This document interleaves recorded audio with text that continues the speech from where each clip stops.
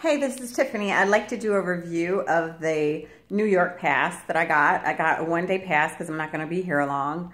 And when I went to get it this morning, I had purchased it from Expedia, so they needed a printed copy. So I had to get out of the line, which I was behind about 60 people, and go down the street and pay $5 for some company to print it out for me. The girl that told me I needed that was very helpful, and she said just come right back to her and I didn't have to get in line. So I came right back to her.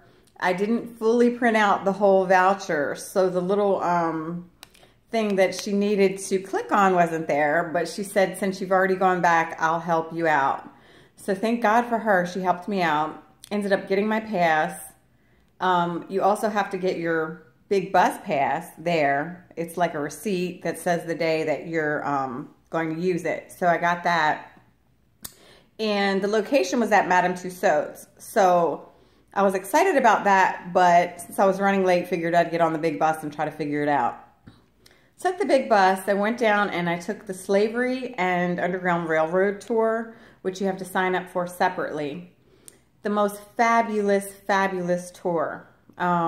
Wonderful. It was in front of the American Indian Museum, and I almost couldn't find the people because they were all up underneath the overhang because it was a little bit rainy, but once I found them, then I felt better about it. The tour was excellent. I highly recommend it. After that, I jumped back on the big bus, made my way back to Madame Tussauds, which was on my list. Got in line for that. They had to print out a receipt after reviewing this, but it went pretty fast this time. Madame Tussauds was awesome. It was funny to me, though, President Trump is there in wax figure, and he's sort of cordoned off, like an assumption it to be the Oval Office. And there's a guy standing there, and I was like, am I allowed to take a picture of him?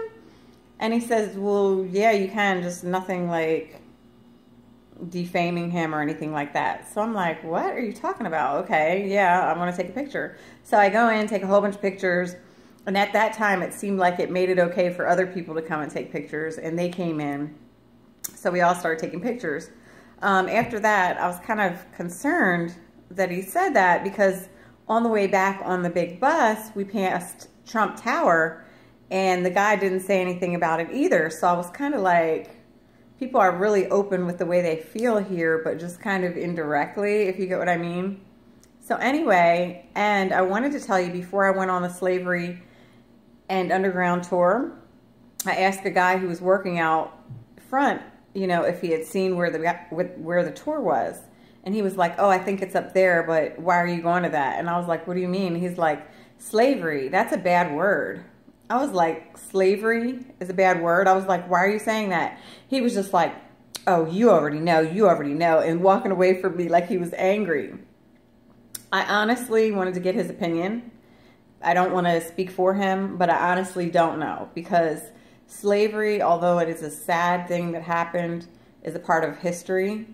And just like the Jews have different Holocaust museums and it's kept very relevant, it's nothing to be embarrassed about.